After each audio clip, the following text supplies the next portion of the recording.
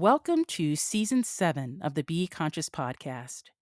Today, I am joined by Tonya Dawn Recla, the creator of Superpower Network, who joins us from Arizona. Now, I am so curious to have Tonya tell us what it means to awaken our superpowers and what she is doing to change the world for the better. Here we go.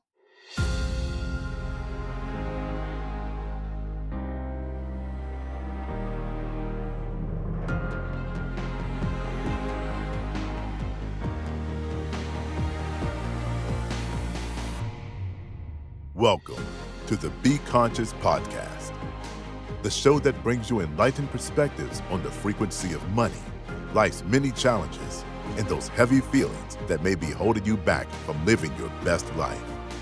And now your host, Dr. Susan Nicholas.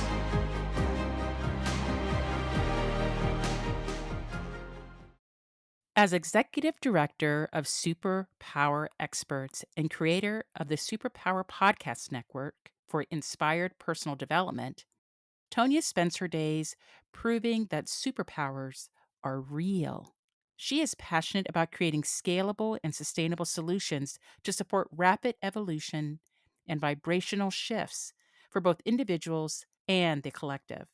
Drawing from her vast career experience that spans academia, high finance, and the military, Tonya now focuses her energy in the intuitive, spiritual, and superpowers realms. Tonya and her family have stepped forward in faith to create superpowerexperts.com, an organization based in synergistic collaboration, spirituality, and transcending the human condition. Tonya, welcome to the Be Conscious podcast. Thank you so much for having me. I'm delighted to be here. Tonya, you have an incredible background. And I think it's the military part for me that struck me, primarily because when I think of the military, I think of a very regimented, a very rigid institution where perhaps spirituality would not be welcome. Or I don't know, I don't think of it as a place for spiritual awakenings, but maybe it is, like, in a strange way. Mm. Can you help us to make that leap from this very, experiential background, this very physical, it seems like heaviness, like a density, Mhm. uh to what you're doing now. Can you help us make that journey? I'd love to. That's been kind of the number one question of my entire life. So it's a great question. It's one I've been pondering. In retrospect, things tend to make a lot more sense, I think, than in going forward. Going forward, it all Mhm. looked kind of haphazard. And to really answer the question, we need to go back just a little bit further. You talk about dense energies. Prior to that, I was in my bachelor's program, working in an intercultural communication field and teaching and training university staff and faculty on intergroup relations. And then going into my master's degree program, I ended up teaching critical race theory.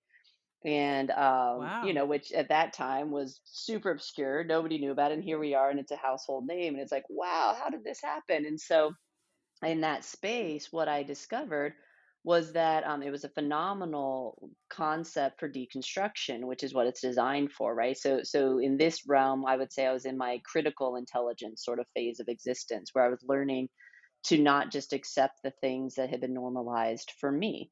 And that was a really rude awakening to recognize that some people perceived me as white, and that meant something to them.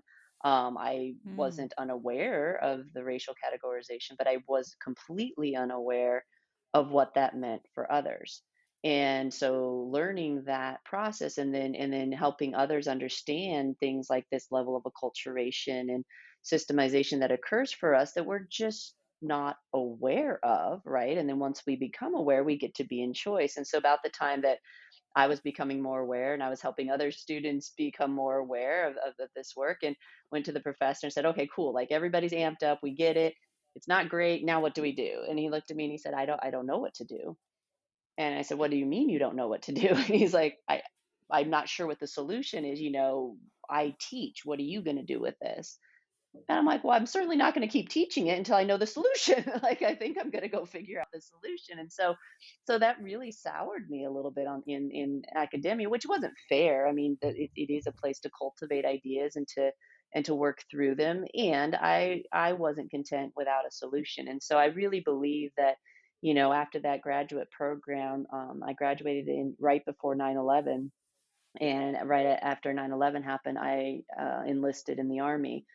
So I was 27 with a master's degree.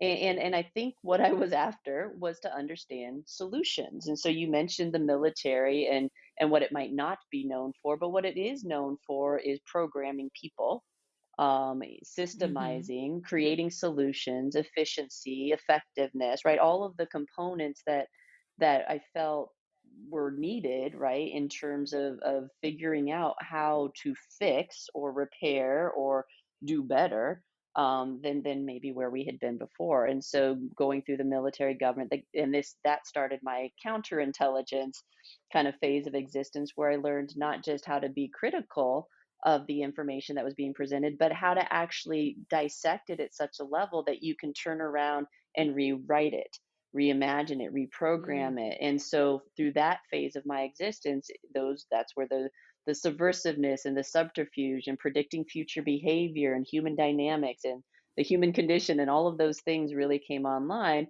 And then fast forward to where we sit now, which I name kind of creative intelligence, which is where the superpowers came online, which is, okay, what's the answer, right? What are we really looking at? How do we resolve some of these matters? And the solution is that we have to remember that we are much more than what we were giving ourselves credit for, or what we were holding ourselves limited to.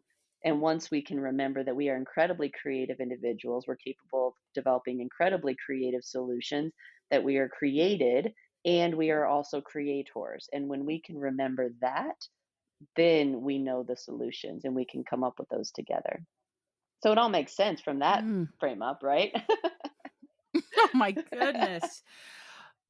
Okay, so you reminded me, as you were speaking of a number of things came up for me. I'm gonna maybe kind of go back and forward to back. You talked about becoming when we become aware. You said then we can have a choice, Mm, or when we come into awareness, we can be in choice.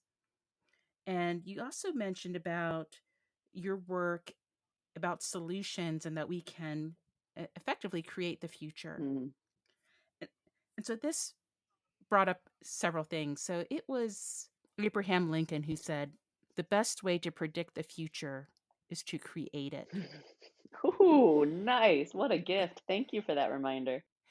And thank you, and it was very interesting because when you speak about our power, that not that we can just be creative, that or the essence of us are creators, then it reminds me of Mahatma Gandhi, who said, "Be the change that you want to see," right? That's Like, right. we can, you want to create a solution, then you be it. It comes from with, and to me, that means it comes from within you. Hmm. And then the last one is from Albert Einstein. The last quote, he said, "We cannot solve problems with the same thinking we use to create them." We have to come from a different space, let's say a different mindset, a different thinking, a different perspective, how we were, as you said, programmed and systemically conditioned. However, those problems were created, or those acculturations, however they were created, that's not the same place that the solution comes from. That's right. It comes from elevated thinking into that creator space. Uh, okay. You said something that surprised me, and I hope we can touch on this because I think this is so important, Tonya. And I want to hear from you on this. You said you taught critical race theory as more as an academic exercise, but there was no solution. And you were unsure until this maybe time in your life how you, as the embodiment of Tonya, was perceived by others, and that it made a difference of how you were embodied, of who the embodiment that you're carrying. And that triggered something in me when I remember thinking about my embodiment and how people perceived me. And there was always a disconnect because the way that I thought about myself was like, well, I'm just like, I'm a person, Mm, like, I'm going to share this with you. Um, the way that I grew up in a multiracial family, I experienced discrimination. And so to my ancestors, like it's always been that way, right? mm, And so when I started to come into awareness, honestly, I used to search for the truth in it. Like I couldn't find it. And this is what would frustrate me the most. Not that I was discriminated against, but I couldn't understand it. Like I couldn't find that any evidence that I was less than. And so then I came to the conclusion that that issue of the discrimination of perceiving me because of my embodiment as less than in whatever number of ways was the problem of the observer. It wasn't my problem. There was their perception of me that I would be less intelligent, less capable, less responsible, less beautiful, less whole as a being. And I think until you do that introspection of, that inner self reflection, then you may fall into the belief that you are as others perceive you to be. Like in the totality, even though they do not know you. And maybe you experience the same thing, that you come forth in your embodiment and there's a perception even though they do not know you. It's this conditioned program of if you're in certain embodiment, whether it's male, female, whatever culture, whatever language you speak, whatever skin tone, then there's the set of beliefs that come with it that to me are just ridiculous. And so it's a long way around asking, can you help us to understand what you like, maybe the crux of what critical race theory is? And as an academic teacher of it, what were you experiencing from those around you? mm. Great questions. And I love your candidness and the transparency and the depth to which you thought this through. You said a lot in that, and it's beautiful to witness.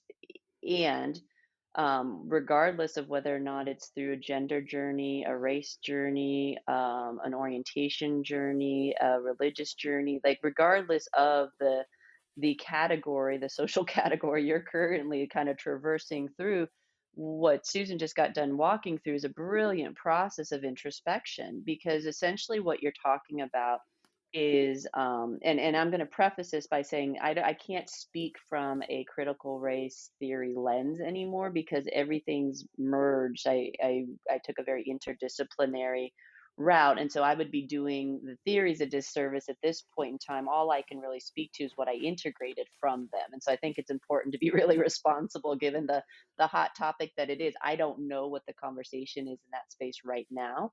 I can talk about what it served for me. And I was very, very fortunate because in my undergrad program, I was exposed to intergroup relations theories, which in my opinion are much more are solutions driven. At least I found solutions in it, because intergroup relations teaches us that how we identify, as you mentioned, we have all of these different identities that impact how we see ourselves. And those are all different lenses through which other people view us. So depending on what's Mhm. forward for us in that moment depends on sort of how we're being received. Well, like what you spoke to is a common problem. Like it's like, okay, got it. Like as a woman, I understand that it's possible that anybody who doesn't identify as a woman may have this perception, that perception, this thing. And I can't control for that, right? So the initial response is Mhm. not my problem. And yet, obviously, we're impacted by it. So it's like, okay, not my problem as swell. However, if it's their problem and they're not fixing the problem, and it's a problem, but it's not my problem, where does that put us? And so what we're really looking at here is where psychology and sociology clash, right? So whatever it is that we do inside of ourselves, how we function, how we move through the world works for us. It may not be beautiful and it may not be easy and it may not be pretty, but it's like it works for us because we're still alive. As long as we're alive, it works for us. When we come into contact with other people or other things, sometimes how our way of being, how well it works for us, doesn't work as well in those situations. And so it's easy for us to go to the space of, it must be them, right? It's not me, it must Mhm. be them. So, and that's not true. In that space, in that level of development, that is very real, right? It's like I don't judge myself as being less than because of this, that, or this criteria. If somebody else is judging me as less than because of this, that criteria, then it's got to be their problem. Correct. Mhm. And when we move beyond that point, we quickly see, oh, wait, this is all of our problem. Like, this is not working, right? Because the people whose quote unquote problem it is aren't aware that there's a problem and don't really care, potentially, right?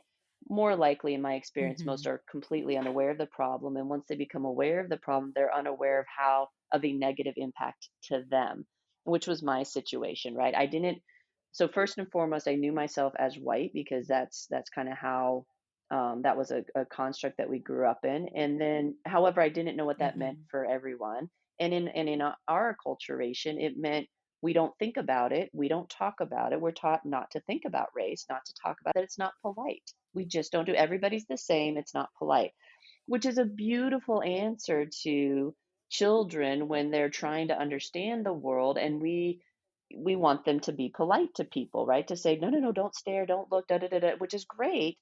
But the energy of that we're transmitting to our children says we don't talk about it because it's bad. We don't talk about it because we don't know how Mm. to talk about it. This scares us. We're unsure. We're uncomfortable. We don't even know what to do. So we just don't talk about it. But the energetics Mhm. involved in that communicate to the child there's something to fear here. We don't know what. We just know there's something that's making mom or dad uncomfortable right now. And it happened because this person walked into my view or I had a question about it. So that all gets programmed. Totally innocent, right? Be polite, don't stare at people, don't point, don't, all of those things that we tell children that have these incredible ramifications at a societal level that we're just not aware of. And so if we look at it from that lens, right, and then we take it into account the basic psychological sort of concept of survival, which has us first and foremost upon meeting anybody, determining gender and then race, because those are the programs we've been given. Gender we determine, especially as women, because we've been taught that if it's not someone who identifies as a woman, there's the potential of a threat. So survival for women says first and foremost determine are they like you or not like you at a gender level. That's our most vulnerable place. And so we first determine gender. Once we move past that, then it's like, okay, are they like me or are they not like me in other ways? And race is a really easy categorization, or so we thought. We thought we could easily identify people Mhm. visually, and it's like, not at all.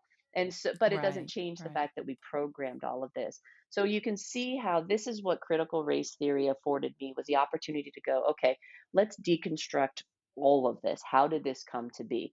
So that we can understand a situation like the one that you painted, which is, yes, of course, that is not your problem.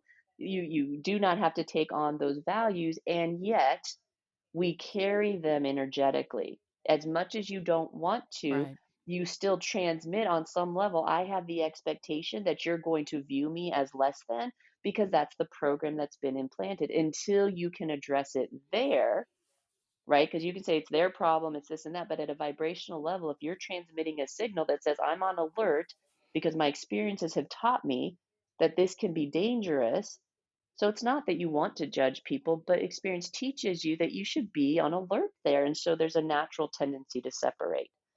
And this goes on and on and on and on. So I believe that the judgment, we all have it, and this program, we've all been infected with it. I believe that. It doesn't really, to me, matter what embodiment you're carrying as far as the color of your skin or the physical traits that you're carrying or expressing, the language that you're speaking. Any person can and does have a judgment. of thing, person, insect, animal that's different from them. It's natural. But I think what you do with that judgment, it was like the child, asking the question, what do we do when there's a question of why are you different, or why am I different? Why do I look different from the people around me? And I remember as a preteen, like I was probably 12 or so, I used to be a babysitter. And one of the younger children that I babysat was said to me, "Well, why are you black? Why are you like you are?" And I said, "Because I was born this way." I didn't have any other answer. I was like, "Why are you how you are?" I think we do choose our parents on some very unconscious level, but I'm like, "I didn't choose my parents, this is how I am." And I remember my, son, maybe 3rd grade or so, saying, "Why am I different? I look different from my classmates, from my peers." And having to go through that same type of I mean, I hope a more conscious level discussion because of because who your parents are. And it doesn't make it wrong or right. It just is. We all just are.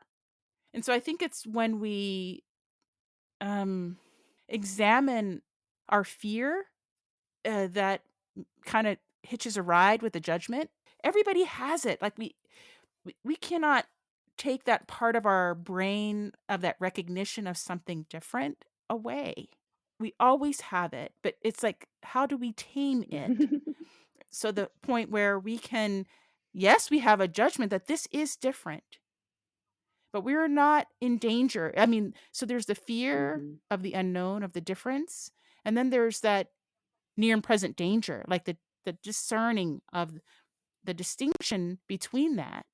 But just because someone's different doesn't mean they are dangerous, and just because someone is just like me doesn't mean that they are That's right. harmless. Well, and you mentioned something really fascinating. You said, judgment's sort of natural. And what I would say is that judgment is part of the survival operating system.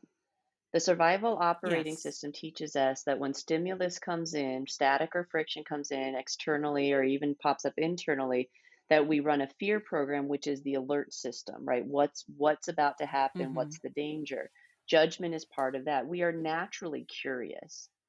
And so when we're able to upgrade our operating system so we're not running survival level programs anymore, we don't operate from fear. What happens is when stimulus comes in that we're unfamiliar with, we go to curiosity, not judgment. Mhm, And when we mhm. can stay in curiosity Yes. and there with that, I mean, it is kind of like the innocence and naivete of a young child in the sense of just trusting the world. When we remember ourselves as created by a creator, it reminds us that we can trust the creation when we feel in that whole place.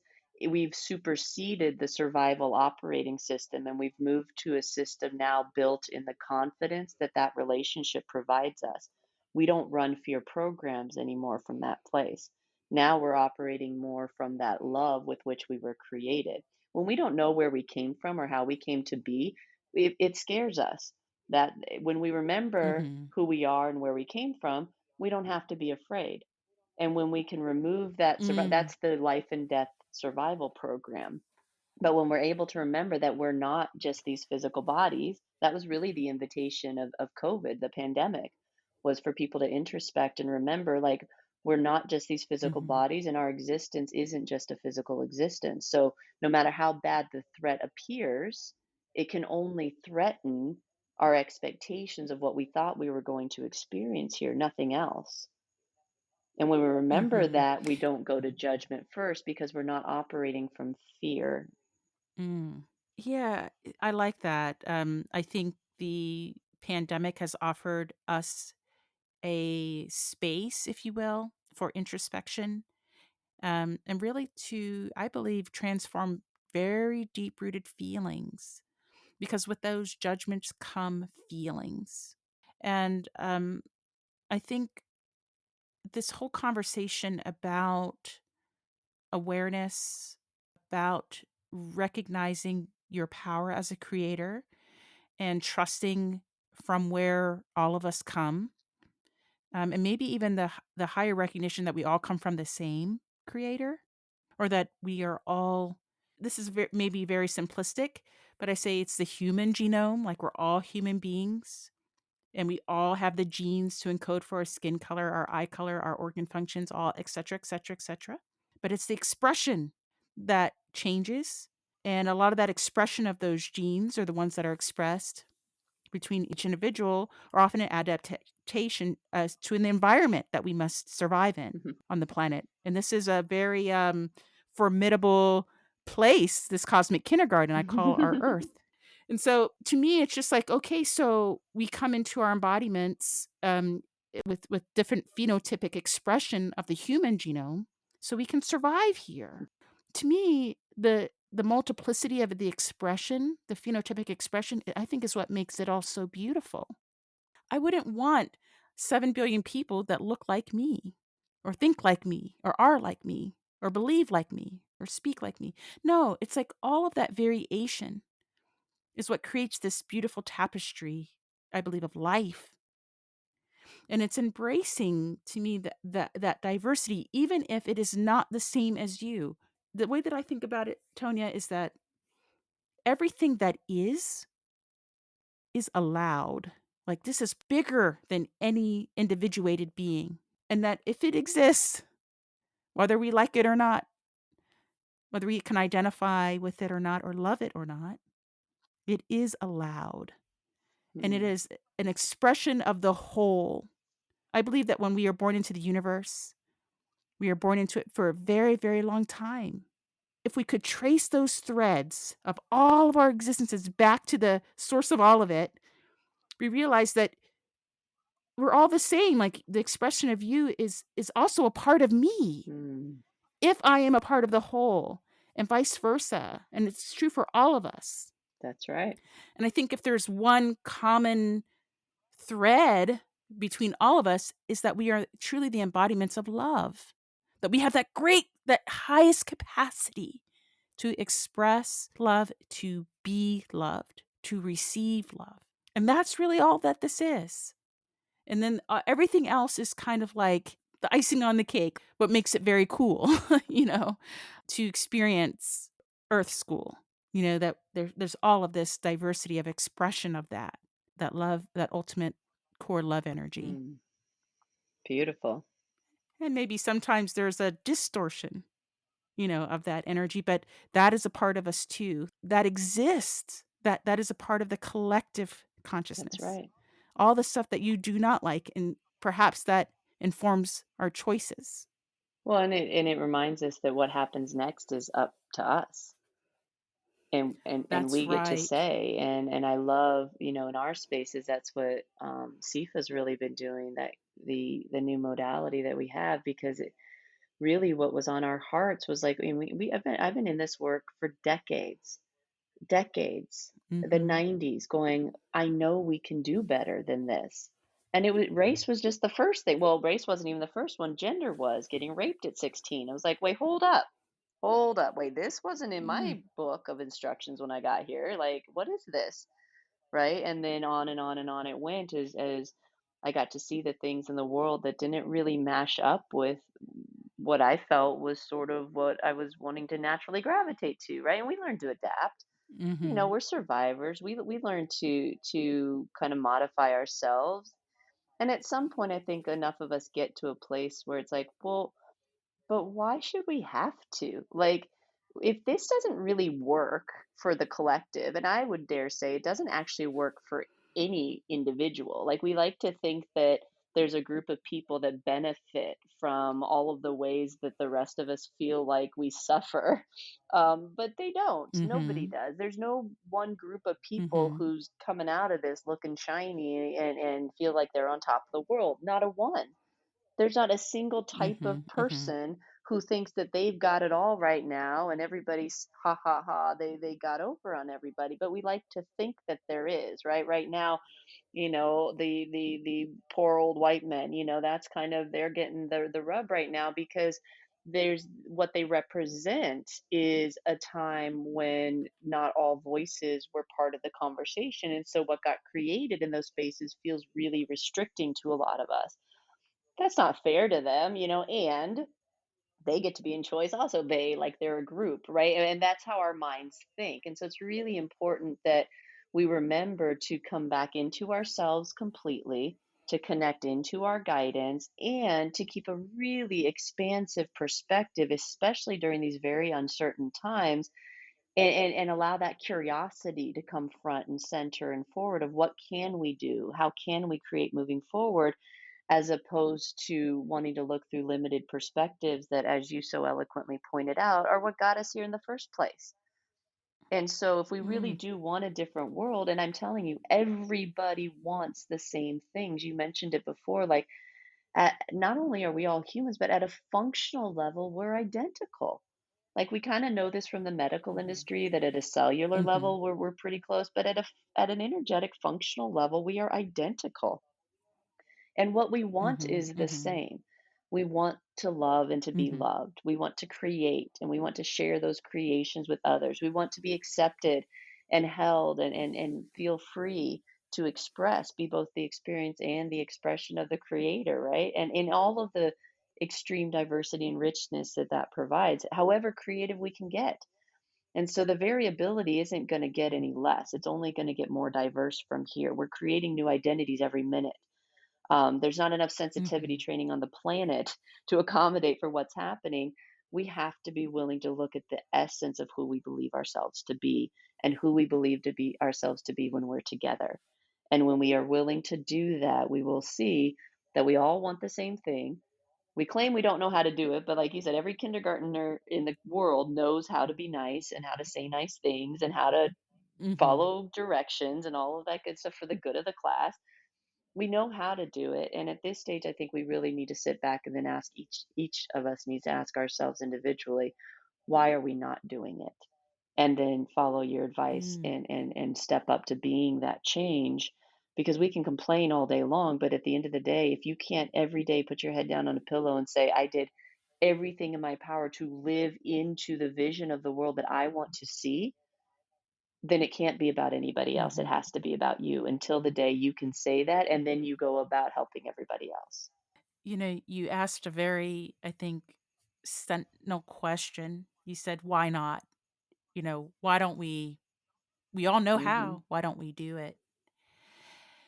You know what I think that is, Tonya? I think it is when you recognize that you are the creator of your life, that you that the power lies only within you to change it. Then that means that you are responsible for what you are It's kind creating. of a kick in the pants, right? And I think yeah, and I think many of us don't like what we are creating, and we don't wanna take responsibility for it. It's another level of function, of existence to begin to own it, Mhm. own all of your shit, all that you've put out in this world, and then to stand to change it. Because where that first change must occur is within you. Mm. I think that is what stops the lion's share of humanity. Well, Tonya, I want to shift a little bit and talk about the work, the very important work that you do. If you'll stay with me. Beautiful.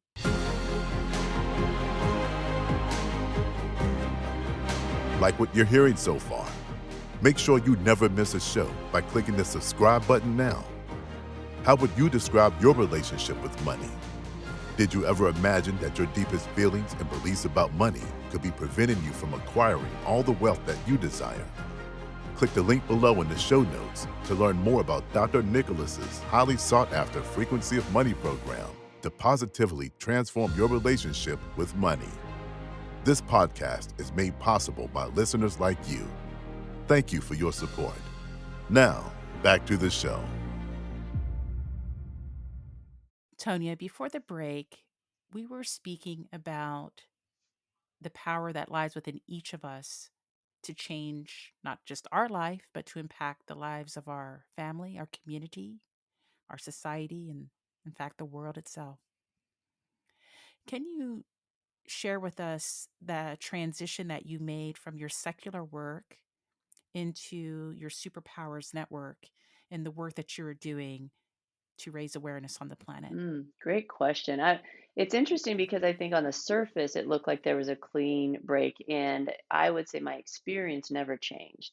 Even when I was in the military, even when I was a counter intel agent, and I was running around chasing spies and running investigations and stuff like that, and against suspected, folks suspected of espionage, and it was kind of a heady existence, and yet the guidance, the path that I'm on, the lit upness, like all of it, all felt very. The word came to mind preordained, but that's not actually how I experienced it. It was mostly just it was right. It was just very obvious to me, and so my personal experience was I've been at this forever, and it just where I'm doing it and the language about how I'm doing it changes.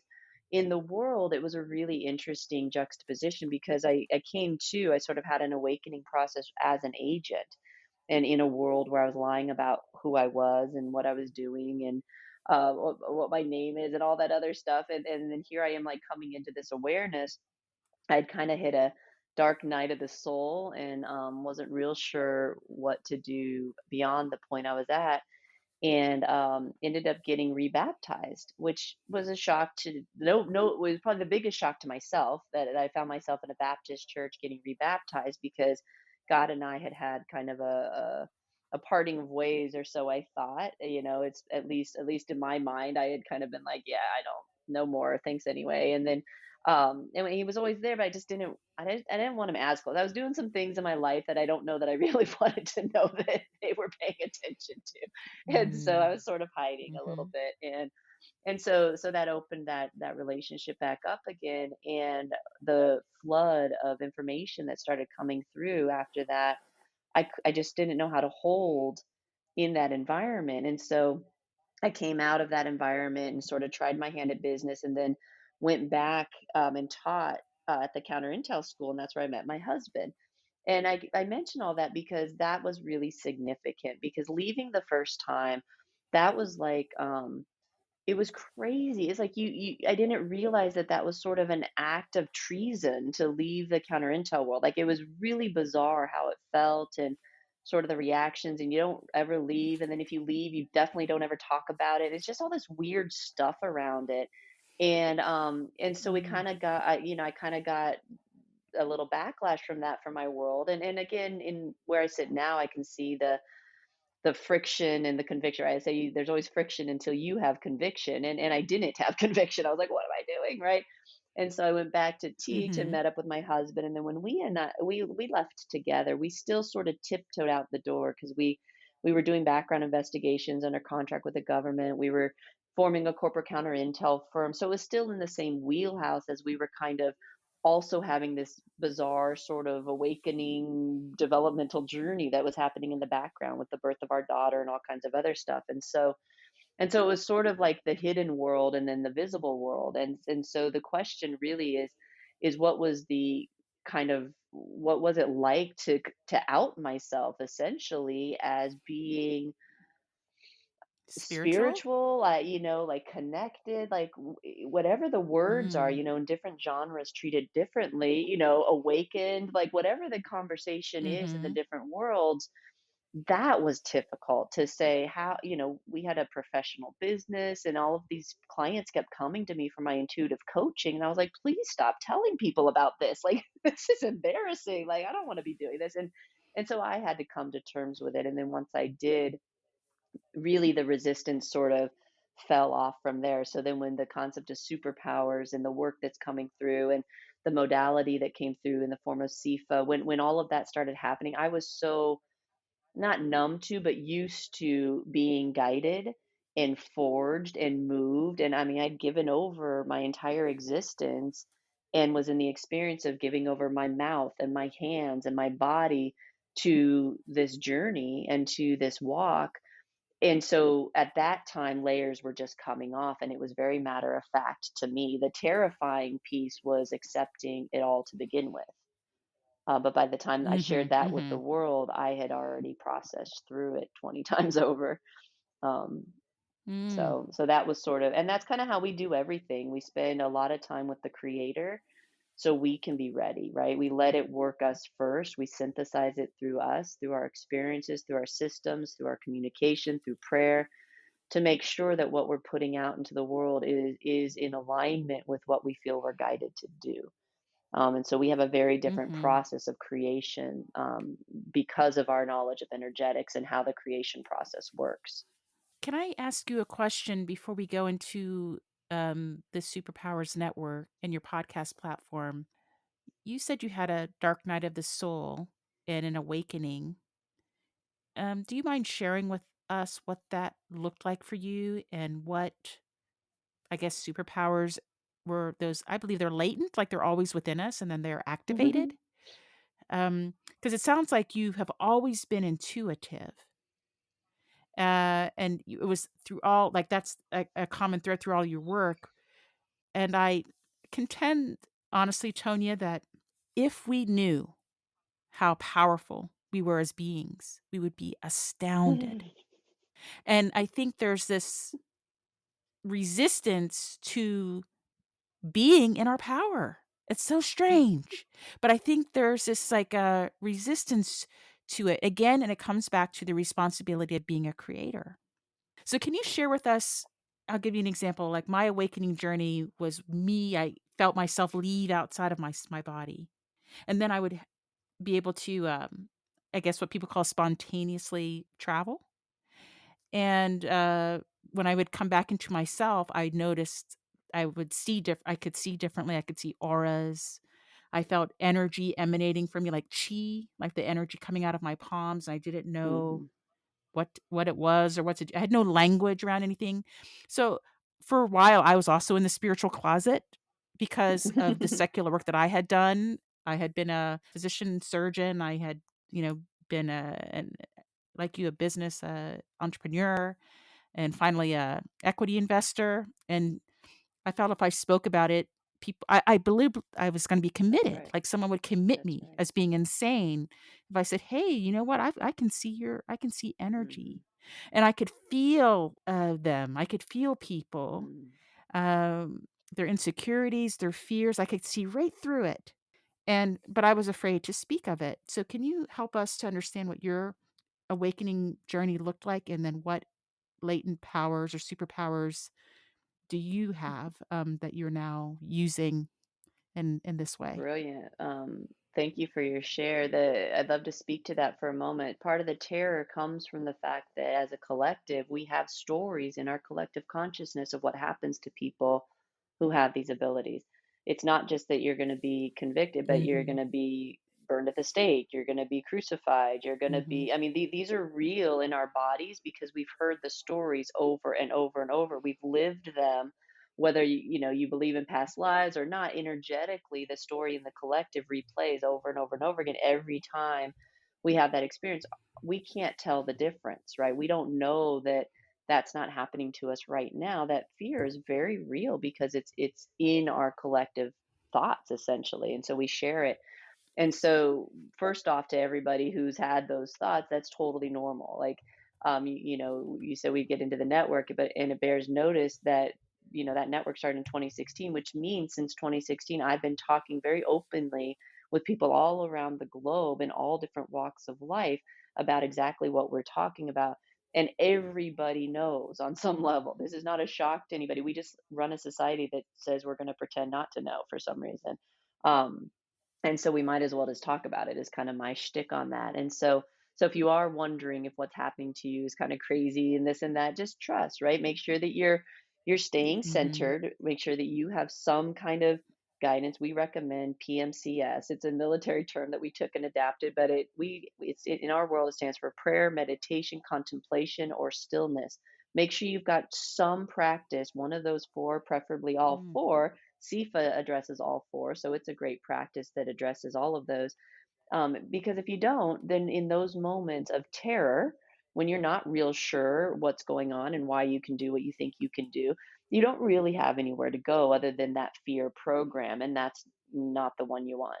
And so when we talk about the dark night of soul, I had many, many, many. And the one that I mentioned that occurred for me as I was leaving being an agent, I had been raped when I was 16, and that started my life on a trajectory. And I was raped again exactly 16 years later by one of my team members on a surveillance mission. And that Mm, was when I chose to face the fact that no matter how successful I looked on paper, no matter how powerful I looked from a training protocols went, that I was no different than I was 16 years ago in terms of who I knew myself to be and how I was guiding my life forward. It looked good materially, mm, but I was falling apart inside because I hadn't been able to figure out, like you were saying, like what it was about me that said to the world that somehow I was less than. And it was tough, and I didn't want to admit that, mm, right? I had a master's degree. I was a counter intel agent, right? I had been a soldier, like by all rights. Like I was a very powerfpowerful person, and I absolutely was, but not all of me felt powerful. And so when I faced that, when it was like, how in the world did, because I took charge 16 years prior to that, right? It's like, okay, that's not happening again. So the control piece, mhm, right? The human reasoning piece, the piece of us that thinks it's all our responsibility to do, and that we can't ask for help and we can't pray and we can't seek guidance from the creator, creates a mess. Like it really doesn't do a great job with mm, our lives. Great experiences, lots of forging along the way. And it was at that point that I called a lifeline. And actually, it was one of the gentlemen who was very active with me back in our Students Against Discrimination days, in during undergrad. We would remain friends, and I was like, I'm lost. Like, what do I do here? And he guided me back to Christ. And mm, it was a remarkable process. And even then, my journey with Christ was varied and different because I always knew him. I just didn't know him in the way that people told me I was supposed to know him. And so that was always challenge, right? As a woman, I think, at least for me, reconciling the fact that all of that was formed up in the masculine didn't leave any room for me to connect into it. And so I had to reconcile that in my walk with Christ. And I was able to do that once I had that relationship. I don't know that Christ is always the key. Like for me, it was. It's a definitely an easy kind of model to follow. It's consumable. I love my relationship, and I am aware that out of that, the whole purpose of that was to guide me directly to the creator. And I do believe that that's a big part of that journey, and that there are many journeys similar to that that guide us back to exactly who we are. And that relationship, in my opinion, is what allowed me to start understanding all of this. So you ask about superpowers, I would say all of them. What it taught me was that I went to a place and I decided not to come back. What I decided to do was mm, stay where I saw everybody, to stay where I knew myself, to stay where I knew the creator, to stay where I knew myself to be loved and held in the very expression of love. And then I set about figuring out how to be that here, instead of trying to go the other way, because I tried to go the other way and it didn't work. And so that's how I did it. And there, everything. I mean, I had activation periods of putting my hand through walls, of, going into realms that I can't even explain. I wrote about it in The Science of Superpowers. And it's just all of these experiences. But yet, at the end of the day, the whole point of all of them is to remind us of who we are and where we came from, mhm, and the fact that we're loved. And because we are given the mhm, gift of being created, we can extend the gift of love to others. And it's pretty much that simple. And so to me, that is the only superpower that matters. And yes, we train all of the other ones because we do get to use them here. However, we guide people to go to source first. mm. Is the is the Superpowers Network and, experts, kind of the platform that you created, a hybrid of Christianity, like, when you say prayer, and, I don't know, for I guess for me, and this is my own creation, of separating religion from spirituality, and it's because it's from my religious experience not being wholly fulfilling or answering questions, and I abandoned it for a while. Mhm. Maybe I'm still doing that. Kind of the throw the baby out with the bathwater kind of Yeah. thing. And then the spirituality, just in my earthly experience, has been different because it's been about me Mm. and about transforming the energies of me, of looking inward, not outward, of trusting me, not a book or not a person, but really going Mm. in, like an inner, I call it like the alchemist journey, where really the magic of life is in the unfolding. And to me, I've only achieved, I would say, peace about myself, emotional, spiritual wellness about myself on a spiritual path. And I'm curious, do you, in your work, how do you integrate that? Maybe for someone like me, or maybe someone that is very much in the religious constructs of things, of the institution of religion, of whatever it is, of whatever flavor, and abandon their spirituality. People that are maybe, sounds like to me you have found a balance somehow, Mhm. or it's people that are just wholly spiritual and have thrown out the religion. Like how does your platform, Mm. what does it do, or how does it work? Beautiful, beautiful. Well, great question, and it's important to note that when we are kind of when we focus on the packaging, sort of what we were talking about earlier, whether we're talking about gender, race, or how the transformational kind of journey comes to us, when we focus on the packaging, we're not seeing beyond what the world would tell us about it. Part of this whole journey is being willing to be in the world but not of it. And once you kind of are able to grasp that a little bit, which means kind of going into relationship with the fact that we are beyond the physical, which the spiritual journeys absolutely accommodate. In fact, a lot of times they accommodate that more than some of the religious journeys do. And Mhm. so when we're able to do that, we remember that it supersedes all of that. And when we can go to that source first, however we name it, that's why in our spaces we use the creator concept. I'm very open about my walk with Christ because it's very similar to many people's walks with Christ. The challenge in my relationship with that idea, with that energy, with that love, with that essence, with that power, was religion. Religion was the problem for me, and I didn't. My relationship with whatever that was always felt very real and whole and loving and um, nurturing and me, reflective of me, and I didn't see that in the religious context. And so I had to be able to remove it from the religious context in order to reconcile it with myself internally. In my experience with Mhm. clients, if you have a history in religion with a God concept, with a Christ concept, and it didn't go well, right? It didn't result in a Mhm. loving relationship moving forward, that is some place that you'll have to go back and look at. Not because, oh, you've got to go be religious again, but because of what that does, the damage it does to our relationship with the creator. We have to go pick those pieces back up again. Mhm. We work with a number of people who will never step foot in a church. Like that's just not their shtick. We work with a lot of Mhm. people who don't do the spirituality thing. We work with folks who don't really like the science angle. We work with folks who don't believe in the computer science. They're deathly afraid of AI, right? Like our language had to be such so that it could encompass all of it. Because what we distilled it down to and synthesized it to is ultimately, in order to move beyond this existence, we have to be able to identify beyond the physical.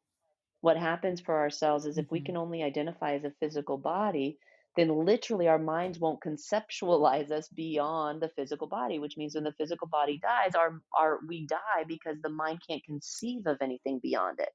It's really Mhm. nothing more magical or Mhm. hocus pocus than that, right? And when we can accept that Mhm. at a very foundational level and go, oh, okay, well, got it. So I'm willing to entertain that I'm more than this physical body. I don't know what it is, but clearly we're connected in ways we can't explain. Clearly, there are things that happen that are at least borderline miraculous that we can't quite comprehend. Clearly, there are things that occur that we don't have a solid worldly answer for. Maybe we should just leave the space open that there might be something more. Like, Mhm, if we could mhm, just get to that place and then discover things, right? It's impossible to truly know and have an intimate relationship with the Creator and not understand Christ. Very, very impossible because it's the same thing, right? It's very impossible to really truly have an integrated experience with Spirit and not understand God.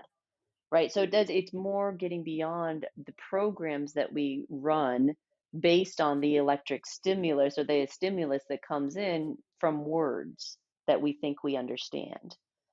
And as you so eloquently pointed out, it's your program, right? It's a programmed response to something that mhm, occurred. We should treat it no different than we treat trauma.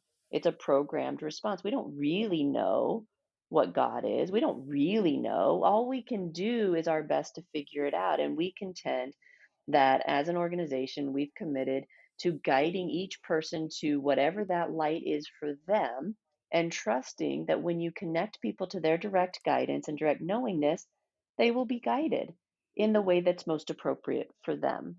And so rather than trying to tell people how to do things, we simply remind them who they are and then they can go figure out how to do things because they have access to mhm. someone who can assist them in their way with their words, in their construct, for their culture, for their time period, all of that stuff. Direct connect and direct knowingness is the only surefire solution we all have moving forward. Mm. Tonya, this has been a very enlightening conversation, I've learned a great deal, and I'm sure our listeners have as well. Can you share with the audience where to best connect with you and your works? Thank you for the question. Absolutely. Just go to superpowerexperts.com. You can connect into anyone on our team there. We are a collaborative venture. We also host the Superpower Network, which is the number one podcast network for inspired personal development, ranked in the top 1.5% of podcasts globally, which we're very, very proud of, mostly because it's good news for all of us that people are listening to this kind of information and have been for years now, way before the pandemic. And so it's very good news that the world is ready Mhm. to receive this now. And so you can find out all of that at superpowerexperts.com. If you're very, very interested in how to start developing this perspective for yourself, to be able to disentangle yourself from those programs, from the world that's keeping you from creating in the way that you want to, sign up for our experience. It's a free virtual event, our gift to you, and trust me when I say you will never think about things the same way again. You won't respond the same way again. It is one of the most beautiful gifts that we can think to offer, and we're happy to share it with you. So please go sign up there and join us for that. And at Tonya Dawn Recla anywhere on social. So thank you for the opportunity. Thank you so much, Tonya. This has been a great pleasure. Mm. Well, thank you. I love the work that you're doing. And however we can support you, please don't hesitate to reach out to us. And thank you all for listening. And I want to thank you all for taking this inner journey with us today.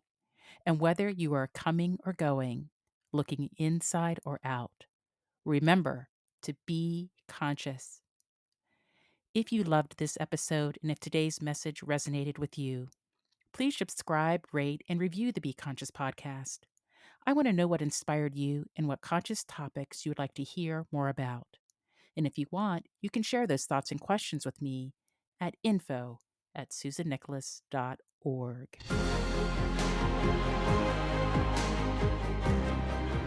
Thanks for listening to the Be Conscious podcast with author, TEDx international speaker, and conscious coach, Dr. Susan Nicholas. Be sure to connect with her to stay up to date with her latest news and works. Learn more about her conscious speaking platform at susannicholas.org/speaking. Stay tuned for the next thought-provoking episode. And whether you are coming or going, looking inside or out, remember to be conscious.